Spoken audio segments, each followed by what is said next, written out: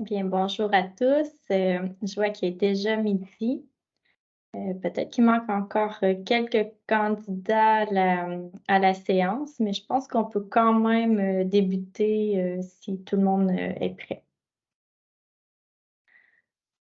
Donc, bonjour à tous et à toutes. Merci d'avoir accepté notre invitation à cette présentation du nouveau programme Éco-emballage plus. Je m'appelle Sophie Labonté, je suis responsable de ce programme au Fonds d'action québécois pour le développement durable.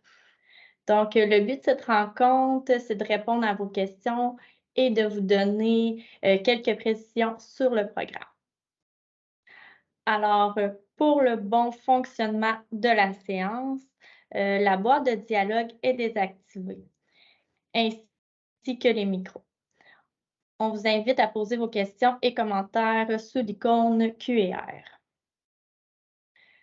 Nous tenterons de répondre tout au long de la séance à vos questions dans le chat et elles seront posées à nos experts à la fin de la séance. Vous pouvez aussi utiliser la main levée si vous souhaitez poser une question de vive voix. Alors, je pourrai ouvrir le micro en temps et lieu. Notez que la présentation sera enregistrée. Elle sera partagée ultérieurement sur nos réseaux et nous allons couper les questions plus personnelles au montage s'il y a lieu. Je tiens à préciser l'aide de ma collègue Amélie Bureau du département des communications qui assurera l'aspect technique de la séance. Merci Amélie. Donc, sans plus attendre, j'aimerais vous présenter les animateurs de la séance. Tout d'abord, nous avons Daniel Saint-Pierre, expert technique au Fonds d'action québécois pour le développement durable. Donc, Daniel fera une petite introduction du programme Éco-emballage plus, volet 1 et volet 2. Par la suite, nous laisserons la parole à Éco-entreprise Québec. Donc, nous avons Isabelle Laflèche, directrice service aux entreprises. Bonjour Isabelle. Bonjour tout le Isabelle monde.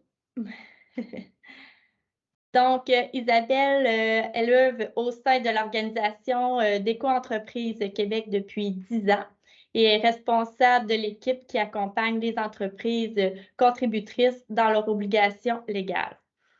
Donc, chaque année, Isabelle présente aux producteurs les faits saillants du tarif et s'assure de faire évoluer les règles tarifaires afin de refléter la réalité du marché.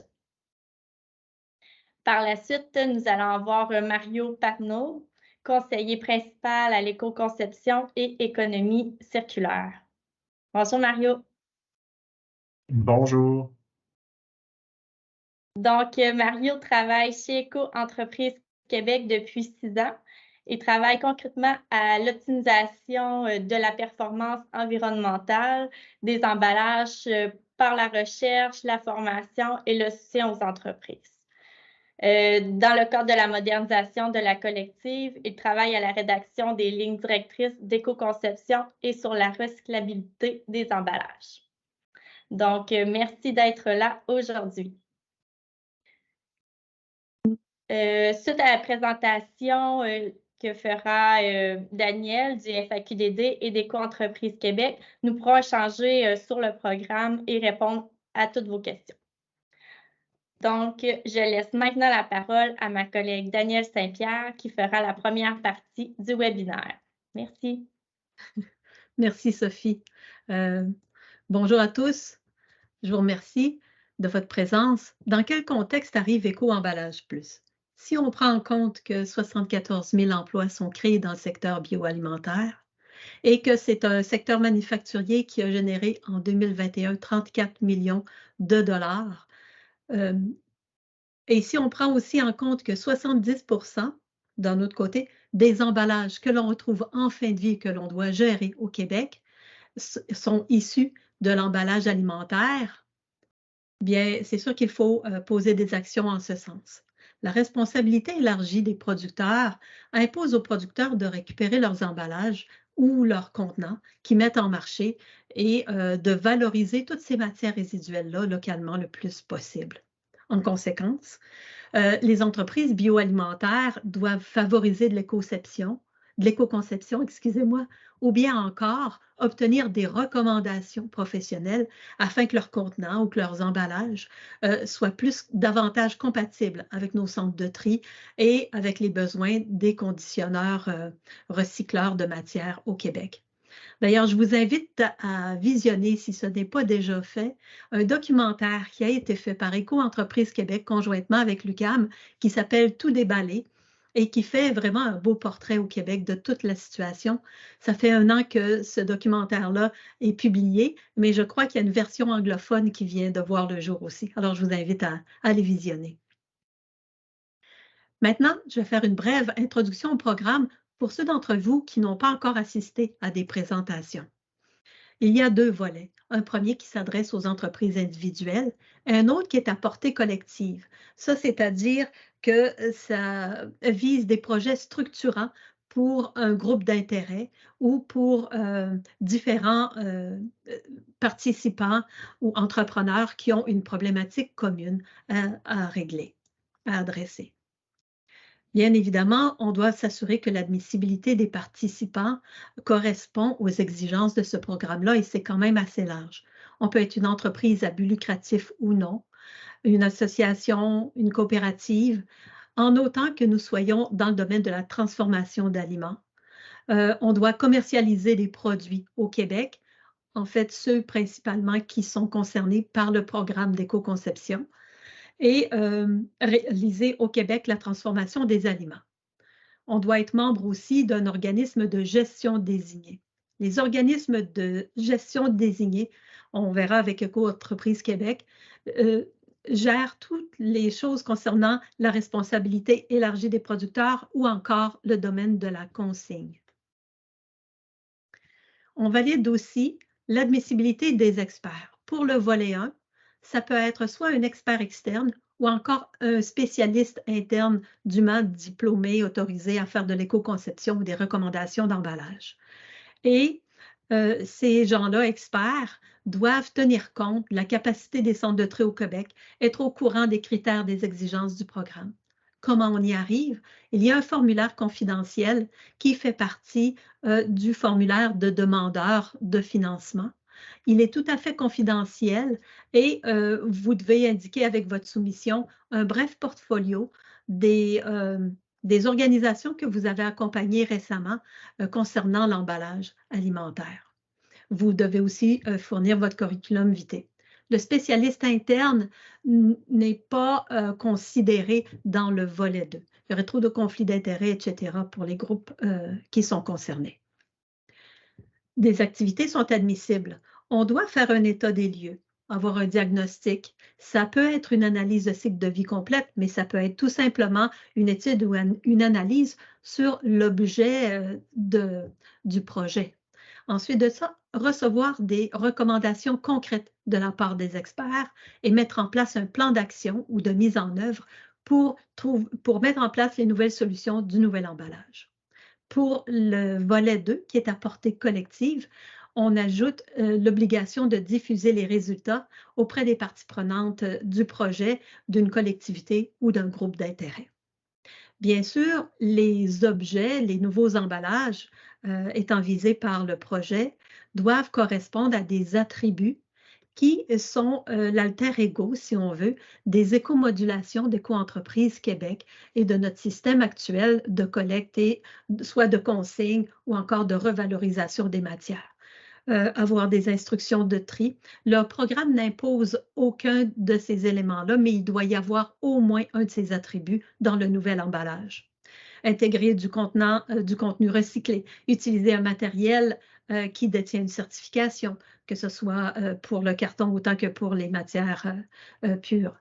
Être composé le plus possible de monomatières ou réduire le nombre de multicouches dans notre emballage. Réduire la masse ou le volume du matériau et être conçu pour la réutilisation ou la consigne.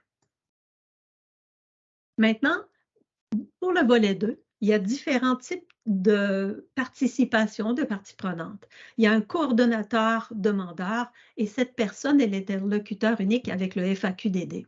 Il a le rôle de recruter des participants. Il doit faire le dépôt de la demande de financement, obtenir de la part des participants des lettres d'engagement ou encore des lettres de participation.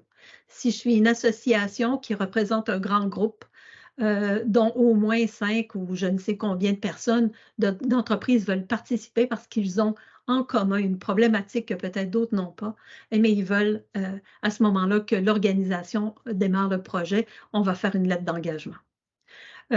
L'organisateur, le coordonnateur demandeur, il agit en son nom, au nom des entreprises participantes. Il assure à la fin la reddition de compte avec le FAQDD. C'est lui qui reçoit les argents aussi qui sont redistribués à ce moment-là à l'expert. Il agit à titre, on l'a dit. Et comme coordonnateur expert, ça peut être autant une association sectorielle, une entreprise à but lucratif ou d'économie sociale, un syndicat. Ça peut être même un participant qui prend le relais pour tout le groupe ou même un recycleur conditionneur du Québec.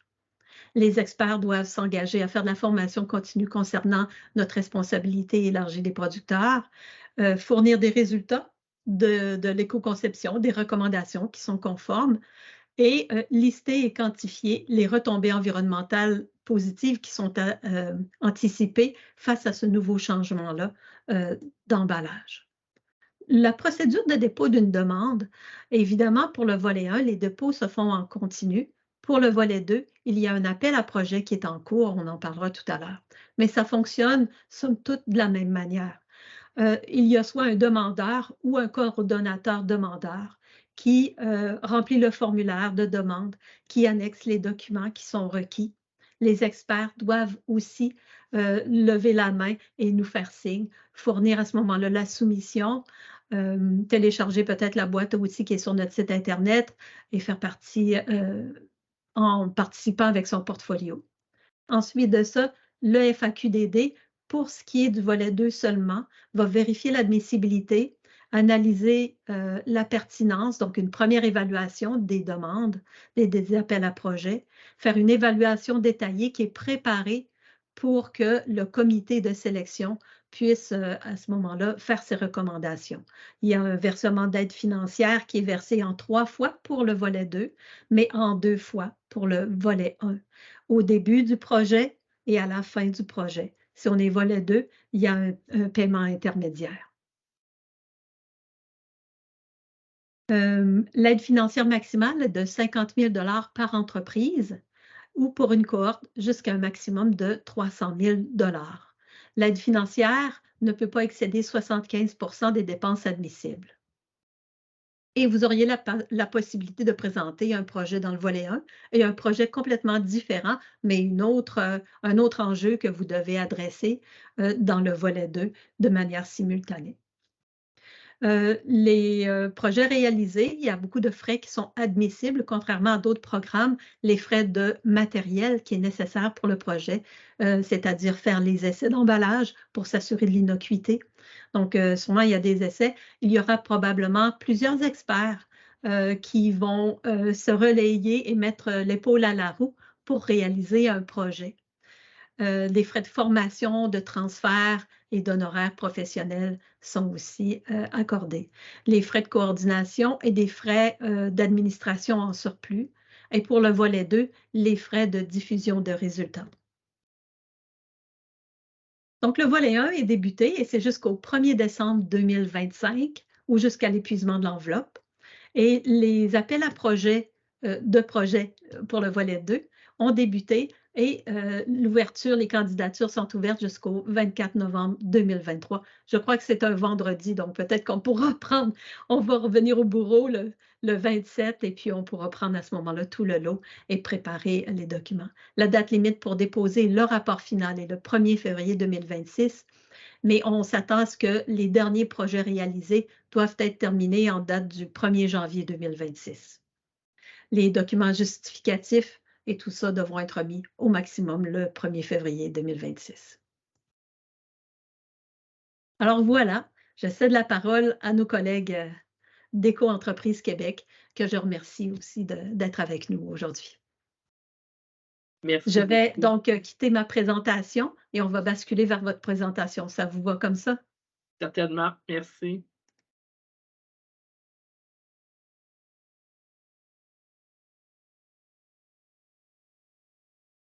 Alors, je pense que c'est maintenant à l'affiche. Alors, bonjour tout le monde. On va regarder plus en détail un peu quel est le rôle des EQ, quels sont les aspects réglementaires de l'emballage. Attendez-moi juste un petit instant, j'ai un petit enjeu de défilement. On y arrive. D'accord, merci. Alors, lors du jour, on va regarder quel est le régime de compensation et c'est une transition vers la REP collecte sélective qui finance cette collecte sélective, la modernisation et on laissera la place pour vos questions par la suite. Alors, le régime de compensation est en transition présentement. Le régime de compensation se terminera officiellement en 2025 pour laisser la place à la REP, qui est la responsabilité élargie des producteurs. Le régime de compensation avait été mis en place depuis 2005 pour compenser les organismes municipaux pour leur programme de collecte sélective et pour responsabiliser les entreprises et les organisations qui mettent en marché des contenants, des emballages et des imprimés au Québec. Le contexte du recyclage au Québec, donc au début des années 1980, il y avait le début du recyclage, s'en est suivi des programmes volontaires et l'obligation légale officielle a débuté, comme je le disais précédemment, en 2005 avec la création de Éco-entreprise Québec. Et à travers les années, les obligations des producteurs ont évolué. Au départ, les producteurs compensaient 50% des coûts municipaux et au fil des années, ces coûts-là ont augmenté à 100%. Et c'est des règlements qui sont venus modifier depuis 2022 et qui ont introduit la REP. Donc, présentement, on est à la fin du règlement sur le régime de compensation et on débute le règlement sur la responsabilité élargie des producteurs introduit par la modernisation. Alors, quels sont ces coûts à compenser, autant pour le régime de compensation que pour la modernisation? C'est toujours les coûts de collecte, de transport, de tri et de conditionnement. Les matières qui sont visées par la collecte sélective sont bien évidemment les contenants, les emballages et les imprimés. Alors, dans les contenants, on a le tout de plastique, de papier, de carton, de verre, de métal également. Et pour les imprimés, c'est tout document papier, qu'ils aient ou non un support du texte ou à une image. Alors, qui sont les entreprises qui financent la collecte sélective au Québec? Alors, ce sont majoritairement les propriétaires de marques, les propriétaires de noms, de marques, de signes distinctifs, qui mettent bien évidemment des contenants emballages et imprimés sur le marché québécois. Et à partir, depuis le tarif 2022, c'est également les opérateurs de sites web transactionnels, même s'ils n'ont pas de place d'affaires au Québec, si leurs produits sont disponibles pour les consommateurs québécois, ils sont depuis l'année dernière assujettis également. Sont également assujettis les premiers fournisseurs. Alors, quand on magasine, il y a sur les tablettes des produits qui proviennent d'un peu partout sur la planète. Donc, si le propriétaire de marque n'a pas de place d'affaires au Québec, c'est le premier fournisseur de ces produits qui est responsable de déclarer et de payer pour compenser les coûts de prise en charge de ces contenants emballages et imprimés en fin de vie. Et c'est également les propriétaires de franchises ou de regroupements qui sont responsables de l'ensemble de ce qui est généré par leurs différentes succursales. Alors, les obligations légales des entreprises sont bien évidemment de s'enregistrer au départ de chez EEQ, de remplir et soumettre leur déclaration à chaque année. Alors, à chaque année, il y a un tarif qui est publié dans le cadre du régime de compensation. Dans le cadre de la modernisation, il y aura une mise à jour de notre structure contractuelle qui sera soumise aux entreprises pour consultation une fois par année et elles doivent venir déclarer les matières qu'elles ont mises en marché pour l'année de référence, qui est l'année qui précède l'année du tarif ou l'année de la déclaration. Elles doivent bien évidemment verser la contribution en lien avec ces différentes matières. Alors, la modernisation de la collecte sélective, c'est une réflexion c'est le résultat, en fait, d'une réflexion de plus d'une dizaine d'années. C'est un processus de co-création mis sur pied là, avec le gouvernement du Québec. Les entreprises financent, depuis le début du système, un système sur lequel elles n'ont pas vraiment de contrôle. C'est un système plutôt linéaire. Et la modernisation va permettre d'apporter une plus grande transparence au niveau de la performance du système et rendra essentielle la reddition de comptes de la part des différents fournisseurs de services, qu'on parle des organismes municipaux, des centres de tri ou des conditionneurs.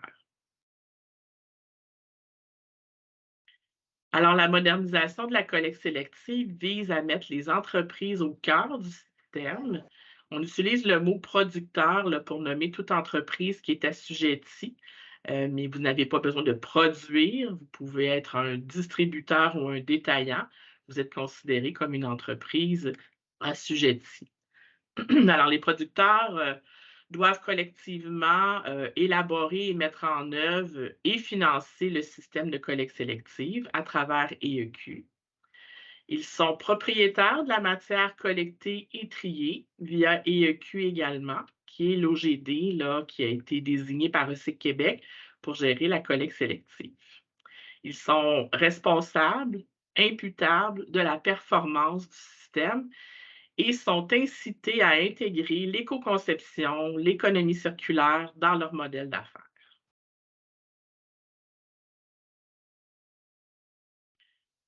Alors, tout producteur doit devenir membre de l'OGD, donc de EEQ, conformément au règlement.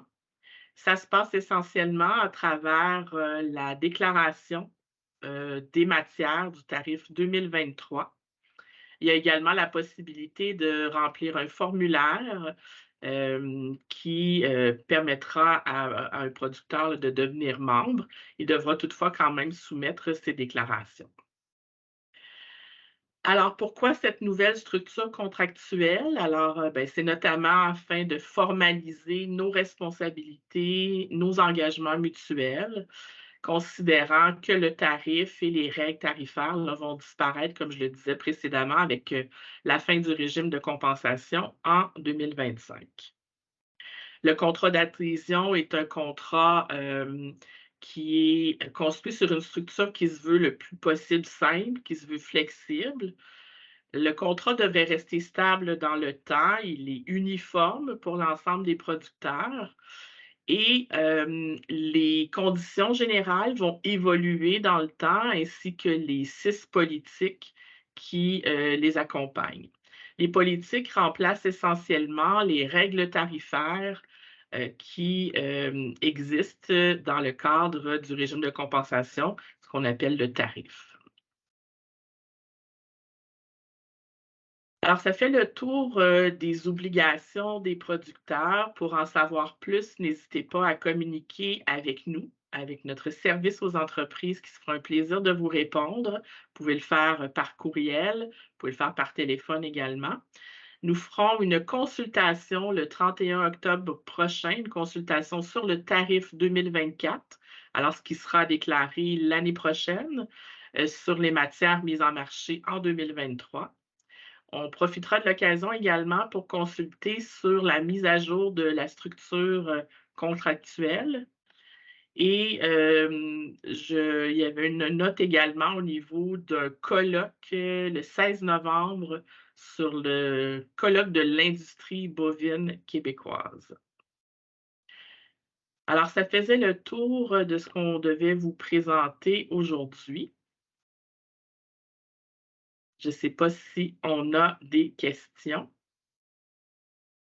Merci beaucoup, Isabelle. Pour le moment, nous n'avons pas de questions dans le chat, mais si jamais vous en avez, vous pouvez lever la main et poser une question. Ça va nous faire plaisir d'y répondre. En fait, nous avons aussi, c'est la place au forum de questions, discussion, tous vos commentaires. Et à la limite, on a même, pour briser la note un peu, des questions qui nous sont souvent posées à Éco-entreprise Québec ou encore à moi. Je vais commencer par une première. Je suis un distributeur de contenants d'emballage. Suis-je admissible au programme? Pas au programme Éco-emballage plus. Vous devez avoir une activité comme activité principale la transformation bioalimentaire. Cependant, vos clients sont susceptibles d'être des participants au volet 1 ou au volet 2. Il n'y a pas de problème. Est-ce que j'en définis une autre? Daniel, nous avons une question dans le clavardage pour Éco-entreprise Québec. Donc, la question provient de Mme Valérie Houle. Est-ce que le fonctionnement du tarif restera le même? C'est-à-dire que présentement, les matières difficiles à recycler coûtent plus cher. Est-ce que ça va rester comme ça? Je vous confirme que oui. La formule tarifaire qui permet d'établir les taux basés sur différents facteurs, dont entre autres la recyclabilité des emballages, le taux de récupération, va demeurer, la formule va demeurer la même avec la modernisation de la collecte sélective. On réfléchit à faire évoluer cette formule-là, mais toujours dans le respect des principes qui la sous-tendent, c'est-à-dire plus une matière est recyclable, plus une matière est recyclée, meilleur sera son taux. Merci. Nous avons une main levée. Oui, bonjour. Oui, Je sais pas si c'est moi qui parle. Oui, oui, bonjour. allez-y, Nathalie. Nathalie Desilets, la table agroalimentaire de Montréal, donc le CIBIM. Dans votre première partie, quand vous avez parlé de la demande de volet 2, nous, on représente un regroupement de transformateurs alimentaires à Montréal et vous dites admissibilité de être membre d'un organisme de gestion désigné. Est-ce à dire que le CIBIM, la table de concertation bioalimentaire, devrait s'inscrire? Qu'en est-il? Non, en fait, les participants, c'est une excellente question. Les participants doivent être inscrits à ce moment-là auprès de leur organisme de gestion, effectivement, puisque les participants vont être des entreprises autonomes, probablement transformateurs alimentaires, qui mettent en marché des bons produits qui sont emballés. Donc, être inscrit à ce que vous disiez dans la deuxième partie. Okay. Effectivement, mais pas le coordonnateur demandeur, ce n'est pas nécessaire. C'est un très bon point. Merci. Bienvenue. Je poursuis peut-être avec une autre question pour Éco-entreprise Québec. Où est-ce qu'on peut, qui nous est posée fréquemment, où est-ce qu'on peut trouver plus d'informations sur la modernisation de la collecte sélective? Alors, on a toute une section sur notre site Internet. Vous trouvez le lien là, dans la présentation, toute une section qui s'adresse, entre autres, aux producteurs, mais également à différentes parties prenantes, que vous soyez un organisme municipal ou un centre de tri ou un conditionneur. Il y a de l'information très complète sur notre site Internet.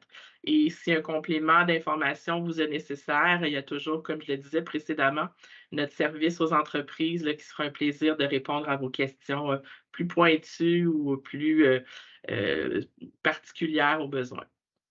Merci. Je continuerai. On a 2 questions. Je laisserai la parole à Valérie.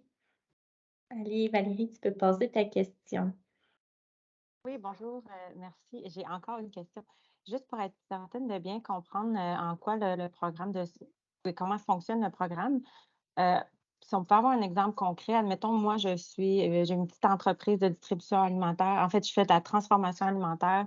Je mets des produits en vente sur des tablettes. Euh, en fait, comment cette subvention-là peut m'aider? Est-ce que c'est pour financer l'achat de mes contenants? Est-ce que c'est pour développer des nouveaux contenants? Comment ça fonctionne? Excellente question, effectivement. Le programme Éco-emballage plus, il vient aider les entreprises à pouvoir se payer les services d'experts qui vont mieux cerner la problématique de cet emballage-là, aider à l'améliorer ou à la changer complètement pour qu'il soit en lien avec la revalorisation, une meilleure revalorisation de notre système de tri, de collecte, de consigne.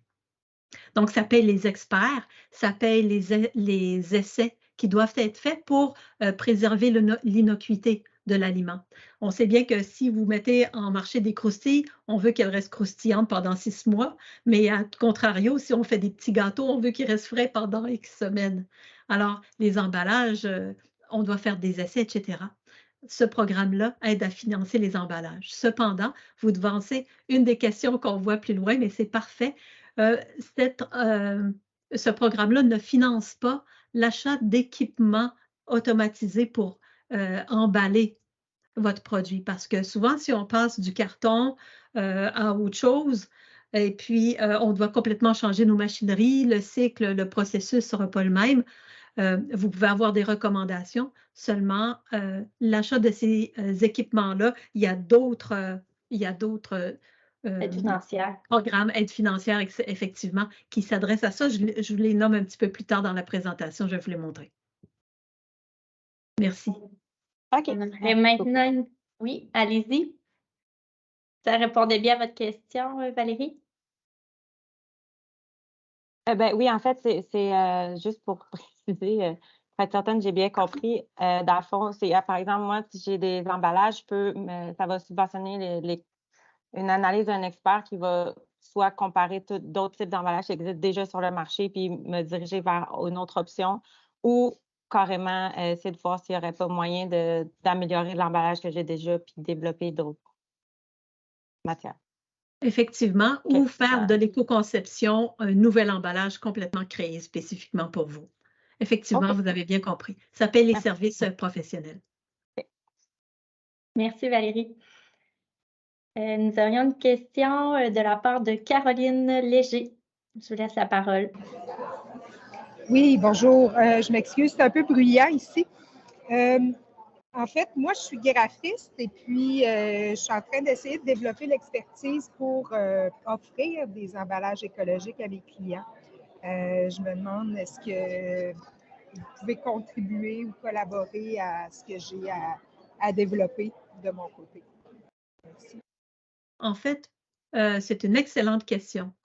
Comme professionnel consultant, il y a toute une trousse d'informations, de formations et tout au long, c'est quand même un programme qui dure 3 ans. Donc, tout au long du programme aussi, il y a des choses qui sont accessibles. Éco-Entreprise Québec est un très bon partenaire aussi au niveau de la formation de l'éco-conception. Ils ont animé des ateliers et fait différentes choses.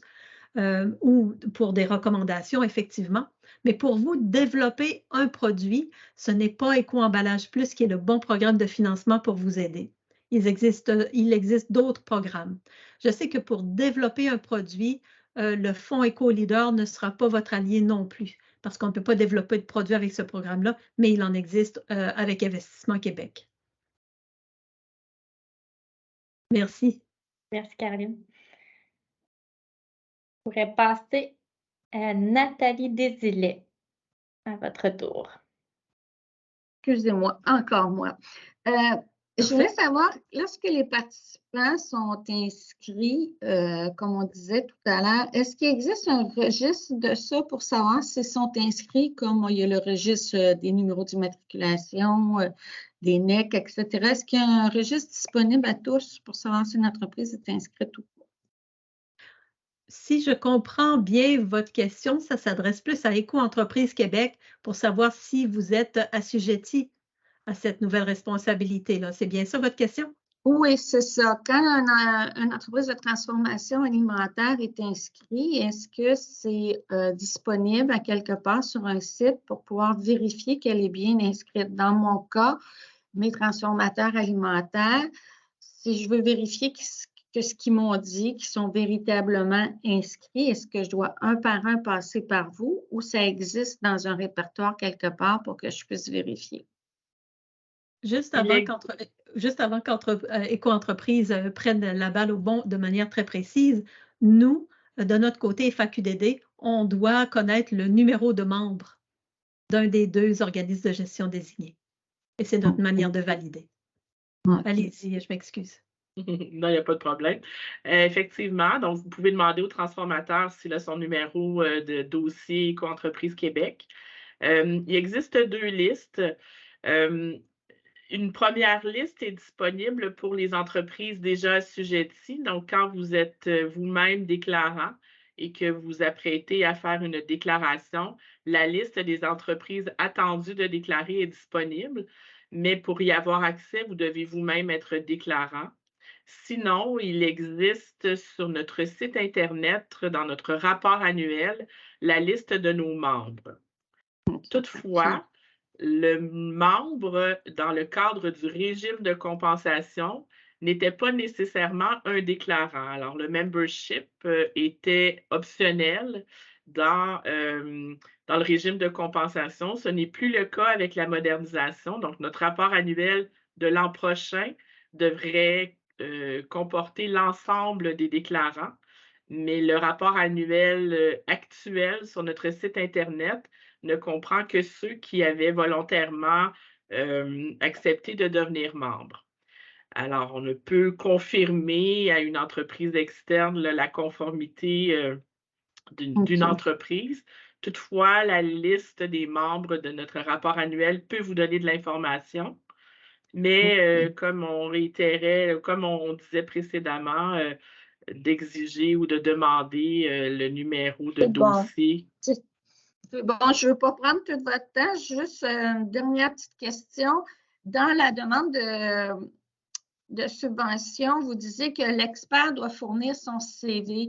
Si l'expert, c'est un organisme public reconnu comme l'ITEGA, il n'y a pas de CV à fournir, j'imagine? Bien, pour une première demande, c'est sûr qu'il va remplir un portfolio et ensuite de ça, il fait partie de nos listes comme étant déjà validé.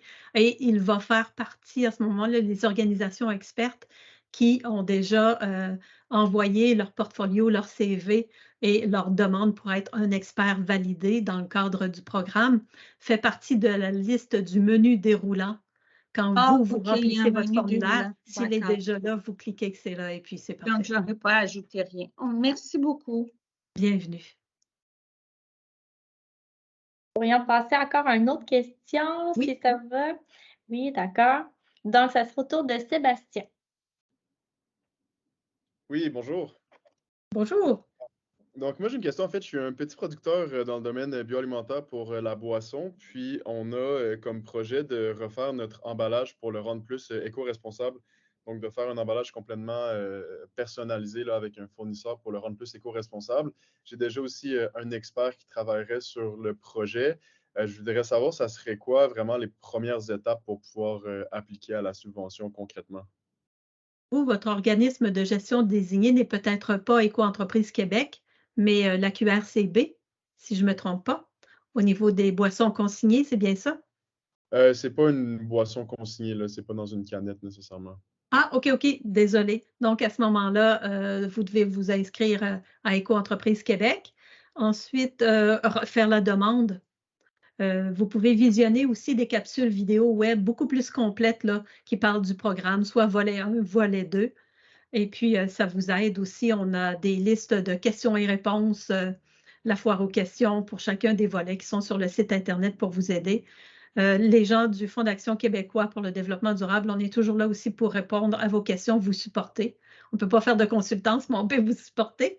Et la première étape, c'est de peut-être remplir le formulaire de demande, identifier votre expert, préciser votre projet, les grandes lignes et est-ce qu'il y a des recommandations connexes, est-ce qu'il y a de l'accompagnement. pour des essais? Est-ce que c'est juste un plan d'action, etc., etc. Puis vous fournissez l'estimé, la soumission de l'expert avec votre demande. Tout est bien étape par étape. C'est un formulaire électronique. Et puis à ce moment-là, ben, vous pouvez faire une demande qui est évaluée et on vous répond sur les portions de votre projet qui peuvent être finançables.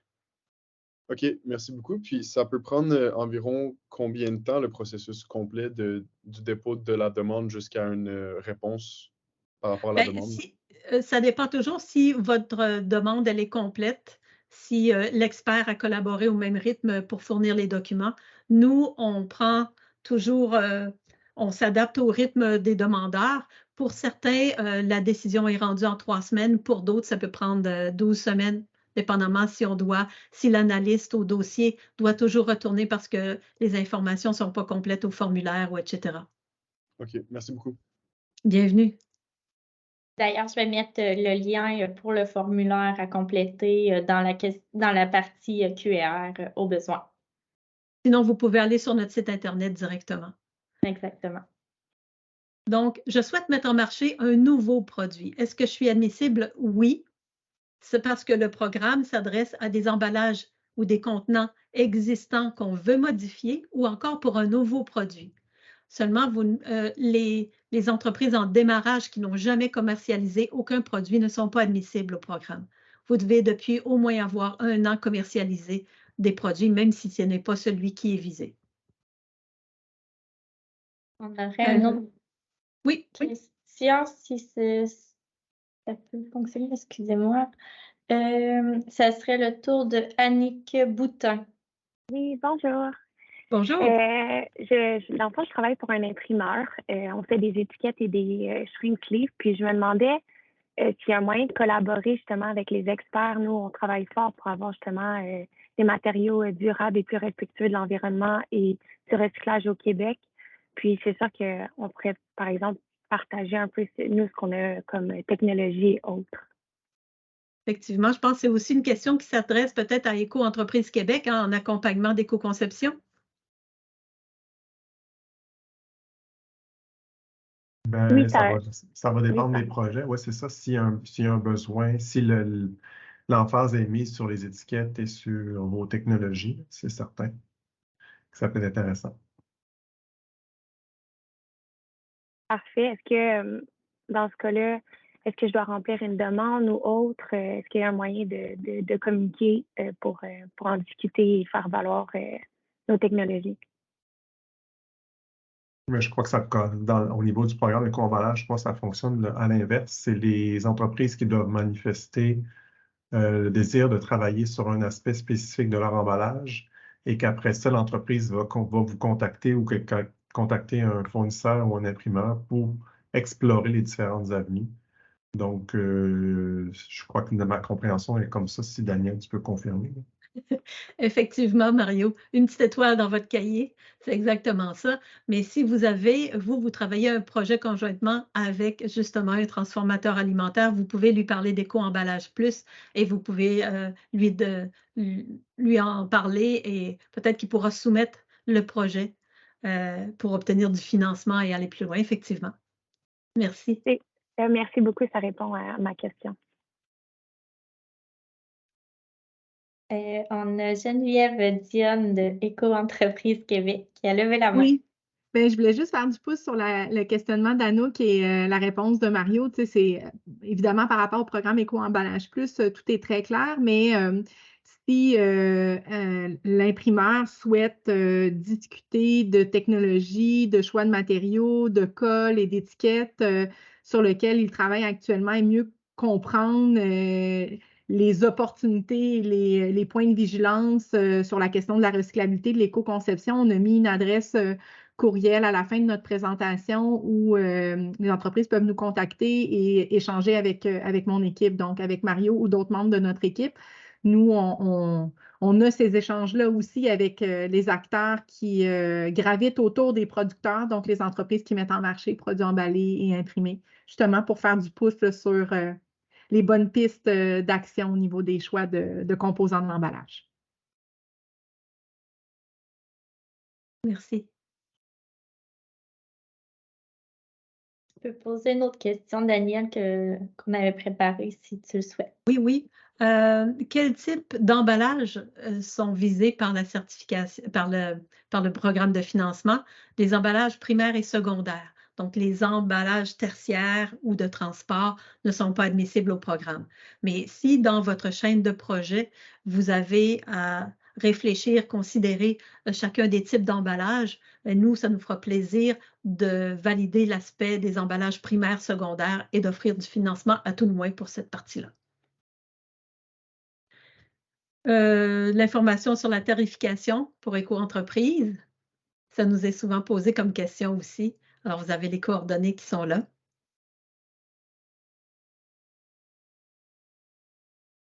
Et une cohorte bioalimentaire dans la même région qui souhaite améliorer des emballages, on a dit, vous devez avoir au moins un enjeu commun.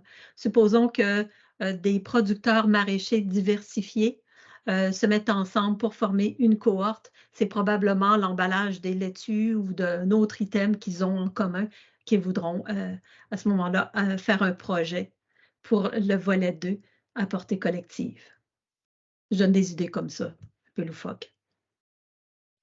Si une entreprise a modifié ses emballages pour du carton, c'est sûr qu'il doit prévoir l'achat, on l'a vu tout à l'heure, la question de la dame, hein, des nouveaux équipements ou leur remplacement. L'aide financière n'inclut pas les nouveaux équipements. Cependant, il y a le programme ESSOR, volet 2. Il y a le programme avec Investissement Québec, Productivité et Innovation. Développement économique Canada, expansion des entreprises et productivité. Ce sont des autres endroits, des portes auxquels vous pouvez aller frapper. Anciennement, le MAPAC avait un programme concernant la robotisation et les systèmes qualité pour les transformateurs. Et je crois que l'enveloppe est terminée depuis mars cette année. Peut-être que quelque chose de similaire sera reconduit, je ne sais pas. Quels sont les services offerts en éco-conception d'emballage? Alors, on a une adresse. Je ne sais pas si quelqu'un d'éco-entreprise veut un petit peu prendre la parole à ce sujet et nous en dire un peu davantage. Oui, bien sûr. Comme Geneviève le mentionnait, on est en contact constant avec les entreprises, mais aussi avec d'autres acteurs du milieu des emballages. Puis, au niveau des entreprises, on fait de l'accompagnement, puis on a une offre de service complète qui est disponible à l'adresse que vous voyez à l'écran. Donc, ça va relater tous les... donc, en adhérant à Éco-entreprise Québec, vous avez accès à des services qui sont gratuits, parfois qui sont payants, parce qu'il y a des accompagnements qui peuvent être faits rapidement. Et s'il y a des accompagnements qui sont plus sur le long terme, bien là, on va s'adjoindre avec des consultants externes qui font peut-être des analyses cycle de vie. Donc, on a des frais encourus, donc on a des forfaits où on a des possibilités d'accompagnement divers. Donc, vous pouvez aller voir le détail, là. Ça peut aller à des formations d'éco-conception, un accompagnement pour l'évaluation de certains emballages, puis ça peut aller aussi jusqu'à l'analyse du cycle de vie. Donc, vous pourrez voir tout le détail de ça dans notre document d'offre de service. Merci, Mario. Et cette offre-là s'adresse à la fois aux gens qui sont, si je ne me trompe pas, qui sont membres ou de Éco-entreprise Québec ou encore des professionnels du domaine. Bien, si vous êtes une entreprise, vous devez être membre. Mais vu que les professionnels qui gravitent autour ne sont pas membres parce qu'ils ne mettent pas en marché des produits emballés, mais là, on a quand même des possibilités là, de faire de la formation et faire des projets communs. Parfait. Merci beaucoup. C'est une belle offre. Il y a aussi sur le site Internet d'Éco-emballage Plus des documents qui sont disponibles, qui ont été et qui sont en ligne. Des fiches techniques dépendamment des différents types de matières alimentaires, les viandes, les produits laitiers, les légumes, etc. Et c'est des fiches techniques qui ont été rédigées pour certaines avec l'aide d'Éco-entreprise Québec, de l'ITEGA, le MAPAC. Donc, c'est vraiment pluripartite et on est vraiment chanceux et bien content d'avoir ces éléments-là de réponse pour tous les gens là, qui consultent le site Internet.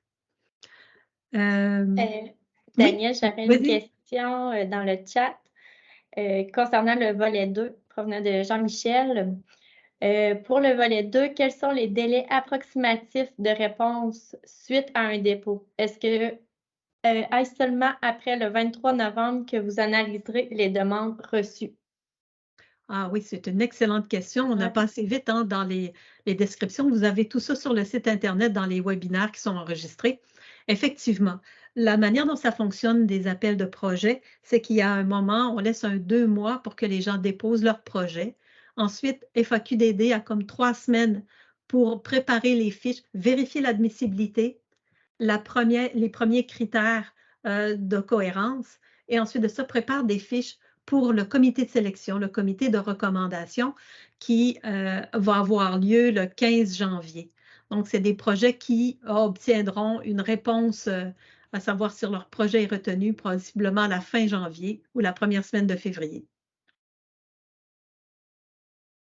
Très bonne question. Est-ce qu'on en a d'autres? Non, pas pour le moment. Tu pourrais peut-être finir avec celle-là et puis on peut refaire un dernier tour de table pour le petit 5 minutes restant à la fin de la séance. OK. Il peut y avoir un coordonnateur et un expert qui déposent une demande. En fait, c'est une seule personne qui dépose la demande, mais il peut y avoir plusieurs experts. Il peut y avoir différentes parties prenantes, là, comme on a vu, qui font partie de la cohorte. Est-ce qu'une entreprise qui est admissible au volet 1, qui a déjà soumis une demande d'aide financière au volet 2 et vice-versa, oui, vous pouvez simultanément avoir 2 projets qui sont en cours. On avait parlé tout à l'heure des activités. Obligatoirement, on doit avoir un état des lieux, avoir des recommandations et un plan d'action. Il peut y avoir d'autres types d'accompagnement complémentaires, puis ils vont être financés, mais minimalement, au bas mot, un projet doit inclure au moins ces 3 étapes-là. Et si c'est un volet 2, bien, on a aussi des sous pour faire en sorte qu'il y ait une diffusion des résultats de manière collective. Et plusieurs experts. Donc, on est à la conclusion, peut-être un tour de table. Donc, on n'a pas d'autres questions pour le moment. Est-ce qu'il y aurait quelqu'un qui voudrait poser une dernière question?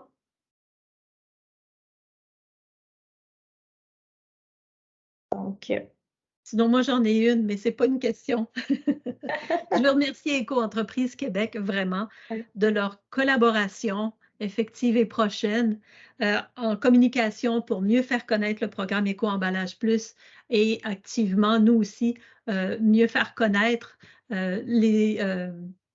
toute l'aide et tout le support qui peut être offert par Éco-Entreprise Québec auprès des entreprises, auprès des parties prenantes de l'écosystème dans la modernisation de la collecte sélective. Je les remercie aussi pour tout le rayonnement qu'ils offrent avec certains outils qu'ils ont développés conjointement avec d'autres partenaires, parfois les ateliers qu'ils animent. Alors, c'est vraiment un bon support pour nous. Donc, on peut voir sur la dernière diapo tous les liens pour nous rejoindre. Oui, effectivement. Donc, tous les liens sont là. N'hésitez pas à nous contacter s'il y a quoi que ce soit. Ça va nous faire plaisir de vous répondre. Alors, merci d'avoir participé à la séance. J'espère qu'on a répondu à vos questions, vos demandes. Il sera toujours possible également de réécouter le webinaire sur notre site Internet. Nous allons ajouter aussi dans les prochaines semaines, probablement la semaine prochaine, une section questions-réponses à notre site Internet, donc vous pourrez aller consulter si jamais vous avez eu des manquements durant la séance. Donc, n'hésitez pas, on est là pour vous aider puis répondre à vos questions. Merci beaucoup.